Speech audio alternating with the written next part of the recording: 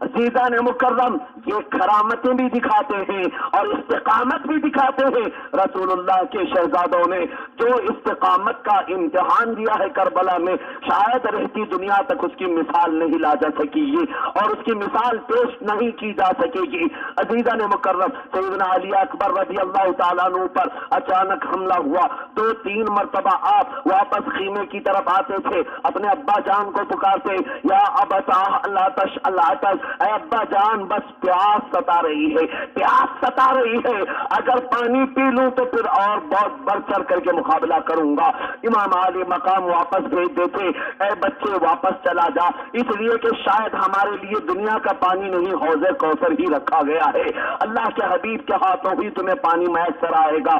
علی اکبر رضی اللہ تعالیٰ عنہ اچانک جب کوفیوں کے اس لشکر میں داخل ہوئے، آپ کے گھوڑے کی ٹانگوں کو کاٹ دیا گیا، گھوڑا جیسے ہی زمین پر گرا آپ کا جسم اقدس بھی زمین پر آ گیا، بہت سارے بدبختوں نے آپ کی گردنوں پر پیر رکھ دیا، آپ کے اس مقدس رخسار پر پیر سے روندنے لگے اور کئی لوگوں نے پیٹ میں چھریاں ڈالی اور پیٹ میں خنجر بھونک دیے۔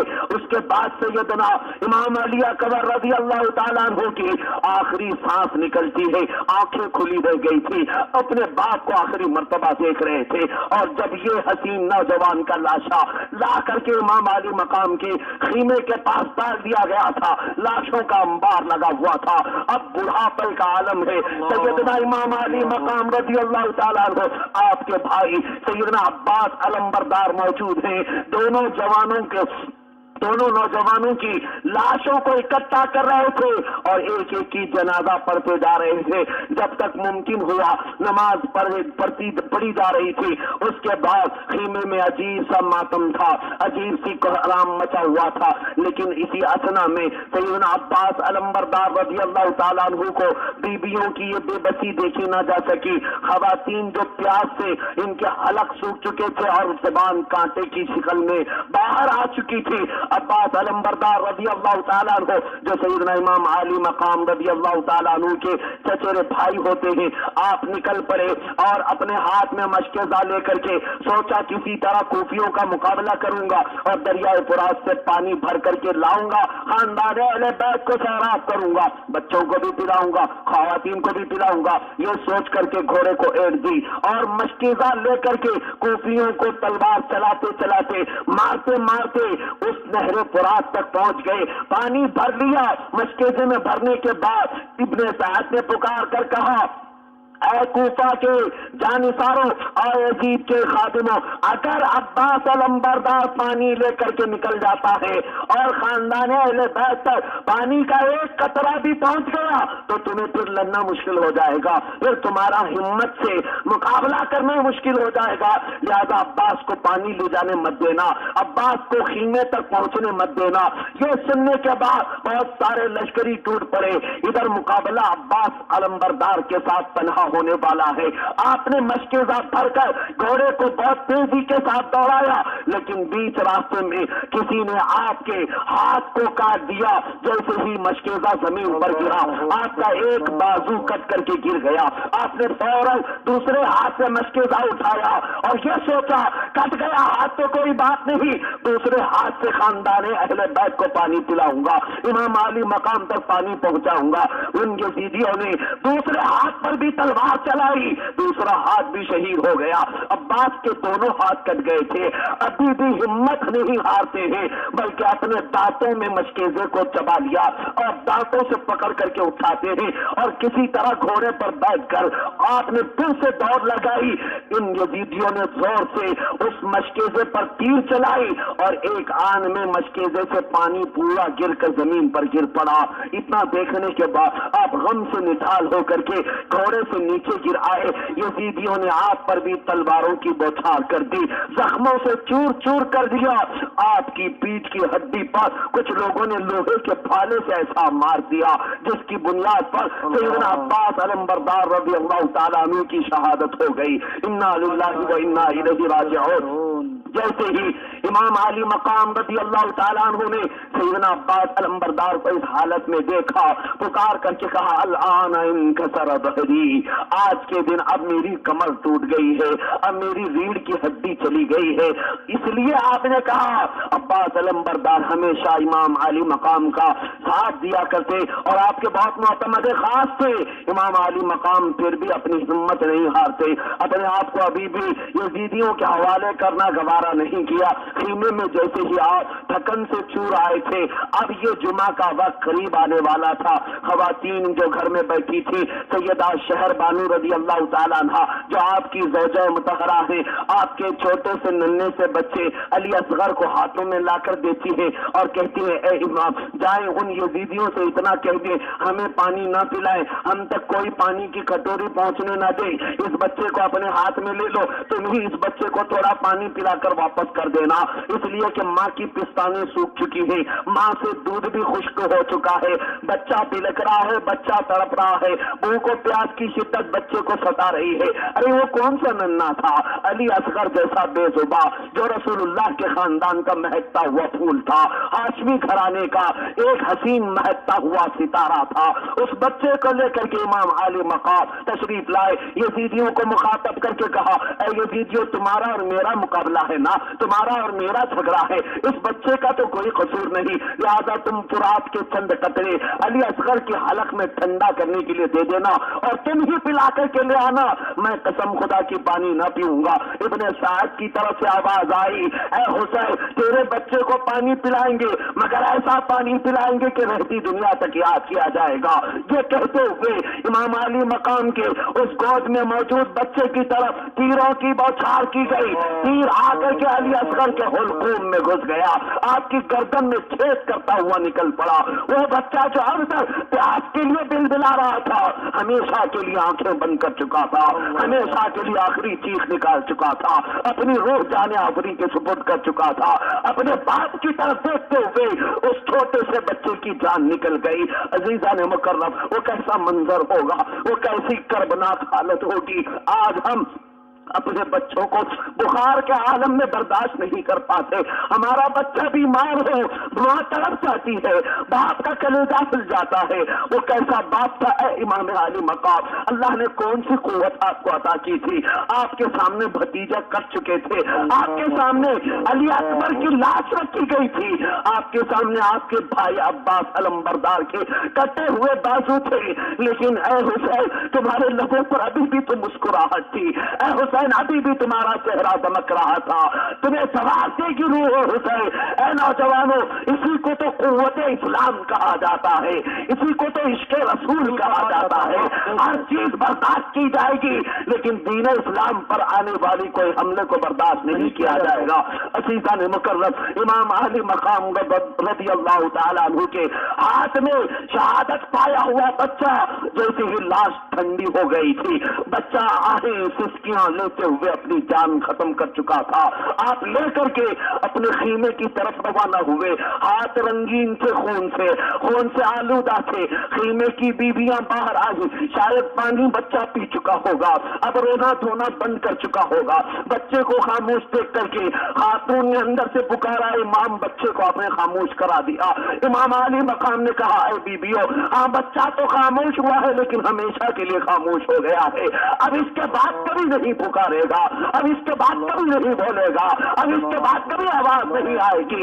امام علی مقام نے اپنی خاتون کے سامنے بچے کی لاش رکھی، یہ وہ منظر ہے مسلمانوں جس کو بیان کرنے کے بعد رونگٹے کھڑے ہوتے ہیں، جس کو بیان کرنے کے بعد روحیں کانپ جاتی ہے، لیکن اے اللہ جب کسی پر دنیا سوار ہوتی ہے وہ نہ بچوں کو دیکھتا ہے نہ خواتین کو دیکھتا ہے، نہ وہ مردوں کو دیکھتا ہے نہ عورتوں کو دیکھتا ہے، یہی کیفیت یزیدیوں کی تھی۔ یہاں رک کر کے میں عرض کرنا چاہوں گا اے مسلمانوں آج بھی کربلا کے میدان جگہ جگہ پر قائم کرنے کی کوششیں کی جا رہی ہیں۔ کیا گجرات کربلا نہیں بنایا گیا تھا؟ کیا آسام کربلا نہیں بنایا گیا؟ کیا برما میں کربلا نہیں بنایا گیا؟ کیا فلسطین کو کربلا نہیں بنایا جا رہا ہے؟ کیا عراق کی سرزمین پر آج بھی کربلا کے منظر پیش کیے جا رہے ہیں؟ ارے حالات تو یہاں ہیں، آج جو لوگ तख्त पर बैठे हैं, इनके तख्ते के नीचे देखोगे मुसलमानों के खून से लाल हो चुके होंगे। गुजरात की सरजमीन पर माओ के हमल को साकित करके हमल वाले बच्चे को इन्होंने त्रिशूल में लटका दिया है। ऐसे हालात भी पेश आए हैं, हमको बयान करना होगा। इसीलिए हम कहते हैं मुसलमानों, हर दौर में यजीद आएंगे, लेकिन जरूरत इस बात की होगी कि हुसैन जैसा ईमान हो, हुसैन जैसा इस्तिकामत पैदा करो। अजीजान मुकर्रम, इमाम सैयदना अली असगर रज़ी अल्लाह ताला अन्हु पर करोड़ों सलाम भेजेंगे। हाँ, रहती दुनिया तक उस नन्हे से अली असगर पर हजारों हजार सलाम हम भेजते रहेंगे, इसलिए कि रसूलुल्लाह के उस शहजादे ने अभी खिलने से पहले ही बारगाह रब्बुल इज्जत में अपनी जान दे दी। उन फूलों का क्या जो जहां बाहर जहां फिजा दिखला गए, हसरत तो उन कलियों पर है जो बिन खिले मुरझा गए, जो बिन खिले मुरझा गए। अजीजा ने मुकर्रम सैयदना इमाम अली मकाम रज़ी अल्लाह ताला अन्हु के घर में अब बच्चे और जवान सब शहादत पा चुके थे। एक बीमार ज़ैनुल आबिदीन बाकी थे, आपके बड़े बेटे थे, लेकिन बीमारी का आलम था, ताकत और कुव्वत नहीं थी। आप लड़खड़ाते आगे आ गए, कहा अब्बा जान अब मुझे जाने दे, अब्बा जान अब मुझे मुकाबला करने की इजाजत दे। आपने माथा चूमा और कहा बेटा तू तो मेरा वो बच्चा है जिससे मेरी नस्ल कयामत तक चलेगी। गैब दा हुसैन जानते थे हुसैनी सादात होंगे तो ज़ैनुल आबिदीन की औलाद से होंगे। आज भी पूरी दुनिया में जो भी हुसैनी सादात हैं उसी बीमार ज़ैनुल आबिदीन के औलाद में से माने जाएंगे। अज़ीज़ान मुकर्रम सैयदना इमाम अली मकाम रज़ी अल्लाह ताला अन्हु ने ज़ैनुल आबिदीन को अपने खीमे में बिठाया और कहा ऐ बच्चे मेरे बाद अगर मेरे मुकाबले के बाद मेरी शहादत हो गई, तुम्हारी माँ को कौन ले जाएगा, तुम्हारी पोती ज़ैनब की देखभाल कौन करेगा, मेरी छोटी बच्ची सकीना के सर पर हाथ कौन रखेगा। ऐ ज़ैनुल आबिदीन लिहाजा तुम न जाना, तुम अपने घर में महफूज रहो, तुम सब्र करो और सब्र का दामन थामे रखो, और मेरे बाद बच्चियों को और मेरे खवातीन को, मेरे घर की पर्दा नशीन खवातीन की हिफाजत तुम्हारे जिम्मे होगी। ये कहते हुए समझाया और दोपहर का ऐन वक्त था, यजीदियों के सामने आकर के इमाम अली मकाम ने कहा चलो नमाज का वक्त है, नमाज पढ़ते हैं। एक बदबख्त ने कहा हुसैन तुम्हारी नमाज कबूल नहीं होगी, तुम्हारी नमाज अदा नहीं होगी। हुसैन आजम के रुखसार सुर्ख हो गए और कहा खबरदार मर्दो, तूने क्या देखा है हमारी नमाज को। हुसैन जब सजदा करता है हर सजदे में दीदार इलाही किया करता है। तकबीर, नारे रिसालत, नारे रिसालत। अजीजा ने मुकर्रम सैयदना इमाम अली मकाम रज़ी अल्लाह ताला अन्हु बाहर खीमे से निकल करके तशरीफ लाते हैं और अंदर खवातीन अजीब सी कशमकश के आलम में थी, उनके पास कोई जवान बाकी नहीं था। अब अपने आंसुओं को चिलमन में छुपाए बैठी खवातीन थी। बीबी शहर बानू है, बीबी सकीना है, बीबी सोहरा है, बीबी सकीना है और बीबी सैयदा ज़ैनब रज़ी अल्लाह ताला अन्हुन्ना अजमाई। ये तमाम खवातीन ने जो सब्र का दामन करबला में थामे रखा था, वो आज की खवातीन के लिए बहुत बड़ा अजीम दर्स है, बहुत बड़ा अजीम इबरत आमीज़ सबक है।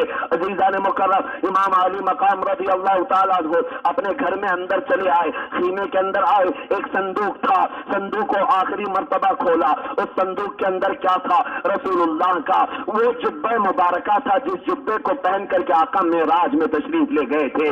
आका कौनैन सल्लल्लाहु अलैहि वसल्लम का जुब्बे मुबारका से तंग किया और उसके बाद अम्मामा मुबारका सैयदना अमीर हमजा रज़ी अल्लाह ताला अन्हु की ढाल थी, पीठ में लगाया, कमर में कसने वाला पट्टा जाफर तैयार का था और जुल्फ़िकार हैदरी अली मुर्तज़ा की तलवार निकाली और उसके बाद सारे इन तबर्रुकात को ज़ैब तन करने के बाद अपने खवातीन के पास आते हैं। जैसे ही खवातीन ने देखा एक चीख निकल गई और बच्चे पुकार करके उन्हें लगे बीबी सकीना, अब्बा जान हमारे बाद आपके बाद हमारा कौन होगा, आप हमें किसके भरोसे पर छोड़ जाएंगे।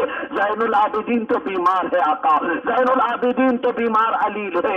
इमाम अली मकाम ने बच्ची के हाथ पर सर पर हाथ रखा और फरमाया उफ़व्विद अम्री इलल्लाह इन्नल्लाह बसीरुम बिल इबाद, मैं अपना पूरा मामला रब के सुपुर्द करके जा रहा हूँ, वो बंदों को जरूर देखने वाला है, वो अपने हबीब के खानदान की हिफाजत जरूर करेगा। ये कहते हुए امام علی مقام رضی اللہ تعالیٰ عنہ جیسے ہی خیمے سے باہر نکلے فرمایا جاتا ہے عجیب سی آپ کے چہرے سے روشنی پھوٹ رہی تھی. یہ وہ آخری منظر ہے فاطمہ کے لاڈلے کا، آخری دیدار ہے. حشر کا ہنگامہ برپا ہے میان اہل بیت، حشر کا ہنگامہ برپا ہے میان اہل بیت. اس فاطمہ کے لاڈلے نے وہ تبرکات سے تنگ کیے اور تمام دنیا کی آنکھوں نے دیکھا، کچھ کوفیوں کی بھی آنکھیں بھیگ گئی تھی، مگر مجبوراً ان لوگوں نے تلواریں اٹھائی تھی، اس لیے کہ داستانیں گھروں میں ضرور سنتے تھے. اب ہم اس حسین کے سامنے ہیں جس کے لبوں کو رسول اللہ بوسا دیا کرتے تھے. یہ وہ حسین ہے جو کبھی رسول اللہ کے کندھے پر سواری کرتا تھا.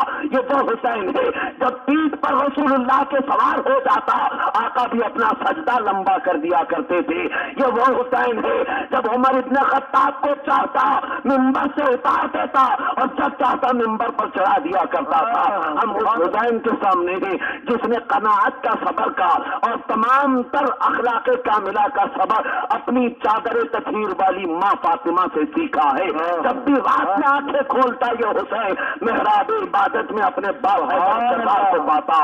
عزیزان مکرم امام علی مقام رضی اللہ تعالیٰ عنہ جب ان تمام تبرکات کے ساتھ مزید ہو کر کے اپنے اس پیارے سے گھوڑے پر سوار ہوتے ہیں جس کو تاریخ میں ذوالجناحین کہا گیا ہے. یہ ذوالجناحین آپ کا بڑا وفادار سواری رہا ہے. یہ گھوڑا بہت ہی آپ سے محبت کرنے والا تھا. جیسے ہی آپ گھوڑے پر سوار ہوئے آپ نے ایڑ لگائی، اچانک بیویوں کی چیخ نکل پڑی. اندر سے گھر سے ایک ماتم اٹھا. ماتم بمانی یہ کہ غم کی آوازیں تھی، سسکیوں کی آوازیں تھی. آخری مرتبہ الوداع کہا جا رہا تھا. فاطمہ کے لاڈلے کو سب رخصت کر رہی تھی. زینب نے کہا فی امان اللہ، شہر بانو نے کہا فی امان اللہ، آپ کے اخواز مطہرات نے کہا فی امان اللہ. لیکن ذوالجناحین کو جب آپ نے ایڑ لگائی اور کمچی سے مارا، ذوالجناحین آگے نہیں بڑھتا تھا، گھوڑا آگے نہیں جاتا تھا. آپ نے اس کے کان نوچے اور بالوں کو کھینچا. آگے بڑھ جا، آگے بڑھ جا.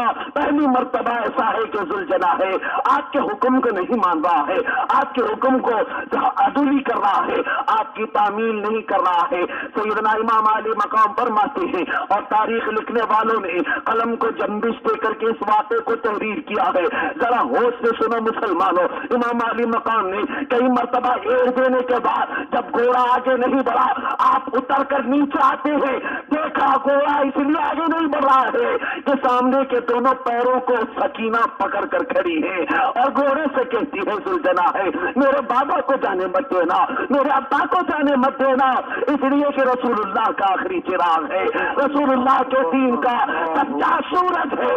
سیدہ سکینہ کو جو چھوٹی سی 7 سال کی بچی تھی امام علی مقام نے تھام لیا، گود میں پھر سے اٹھا لیا، پیار کر کے واپس گھر میں بٹھا دیا اور کہا سکینہ یہ صبر کا مقام ہے، تو اپنے اللہ کی رضا پر راضی رہنا. تیرے حبیب کی امت ہونے کے ناطے، تیرے حبیب کا شہزادہ ہونے کے ناطے حسین جو کرے گا وہ اچھا کرے گا. یہ کہتے ہوئے آپ کربلا کے میدان میں تشریف لائے. اللہ اللہ، یہ عجیب منظر ہے. یہ وہی موقع ہے جس کو بیان کرتے کرتے زبانیں تھکتی نہیں ہیں.